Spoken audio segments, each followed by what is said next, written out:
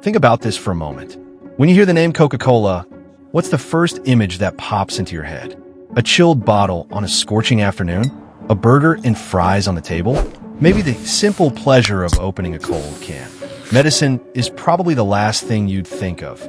But what if I told you Coca-Cola was never created to be a soft drink at all? What if I told you it was once sold in pharmacies and recommended for headaches, depression, exhaustion, and even problems related to sexual weakness?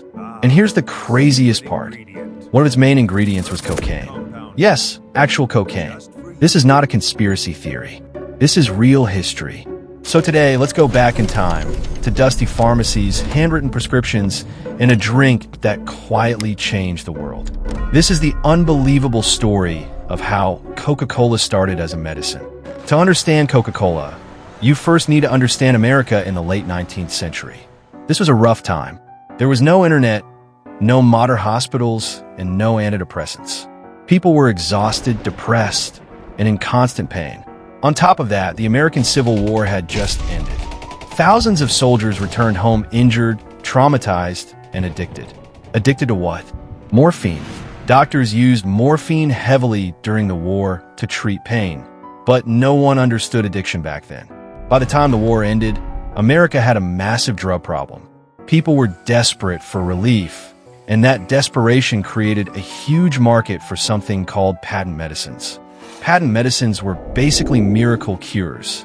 They claimed to cure headaches, anxiety, depression, stomach problems, nerve pain, and sexual weakness, all in one bottle. There were no regulations, no ingredient labels, and no FDA. You could mix alcohol, opium, cocaine, anything, and sell it as medicine. And people bought it. A lot. This was the world where Coca-Cola was born. Now let's talk about the man who created it, John Stith Pemberton. He was a pharmacist, a chemist, and also a Civil War veteran. During the war, Pemberton was badly wounded by a sword. To manage the pain, doctors gave him morphine. Just like thousands of others, he became addicted, and Pemberton hated it. He didn't want to be dependent on morphine for the rest of his life. So he did what pharmacists back then often did. He tried to invent his own cure, something that could relieve pain, improve mood, and boost energy without destroying lives. That obsession would eventually lead to Coca-Cola.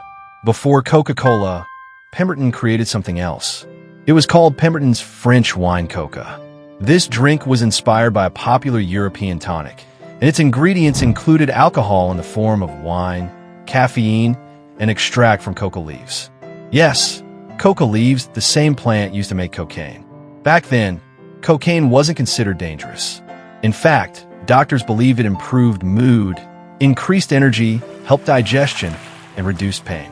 French wine coca was advertised as a cure for headaches, nerve disorders, depression, and even morphine addiction.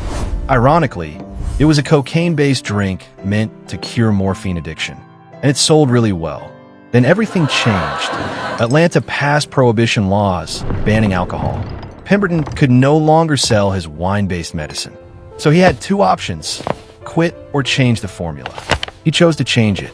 He removed the alcohol, added sugar, and added carbonated water. In 1886, a new drink was created. It was called Coca-Cola, named after coca leaves and cola nuts, which were a natural source of caffeine. It was still considered medicine, still sold in pharmacies, and still claimed to cure things, just without alcohol. Early Coca-Cola advertisements didn't talk about refreshment. They talked about health. The drink was marketed as a brain tonic, a nerve stimulant, a cure for headaches, and a treatment for fatigue. It was especially marketed to office workers, students, and women suffering from what was called nervous exhaustion. People would walk into a pharmacy, describe their problem, and the pharmacist would serve them a glass of Coca-Cola, just like medicine. Now let's address the part everyone asks about. Did Coca-Cola really contain cocaine? Yes. Early Coca-Cola contained small amounts of cocaine from coca leaf extract. Not street cocaine and not lines on a table, but enough to improve mood, increase alertness, and reduce fatigue. That's why people felt better after drinking it. That's why it became addictive in a legal sense. And that's why it spread so fast. Here's the sad part. Pemberton never got to enjoy Coca-Cola's success.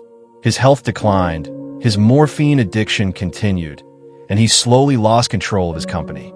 He sold shares little by little just to survive. Eventually, a businessman named Asa Candler took over. Pemberton died poor, while Coca-Cola was just getting started. Asa Candler was not a pharmacist. He was a marketer, and he realized something important. People weren't buying Coca-Cola because it cured diseases. They were buying it because it made them feel good. So he changed the story. Less medicine, more lifestyle. Coca-Cola became a refreshing drink, a social symbol, and a daily habit. By the early 1900s, the company began removing cocaine completely, not because it was illegal, but because public opinion was changing. Eventually, government stepped in. New laws required ingredient disclosure and proof of medical claims. Coca-Cola quietly stopped calling itself medicine and became what we know today, a soft drink. But the legacy remained. The energy boost, the mood lift, and the habit were all rooted in its medicinal past. Here's the irony. Coca-Cola was invented to help people escape addiction, but it became one of the most addictive beverages in history. Not because of cocaine, but because of sugar, caffeine, and marketing. And yet, it all started with good intentions, a wounded pharmacist, a nation in pain, and a medicine meant to heal. So the next time you open a bottle of Coca-Cola, remember this. You're not just drinking a soft drink, you're drinking a piece of medical history. A reminder of a time when medicine had no rules, when pharmacists were inventors, and when one experiment accidentally created a global icon. This was the story of Coca-Cola when it was a medicine. If you enjoyed this story, like the video, subscribe for more forgotten history, and comment what shocked you the most. Because history is always stranger than fiction.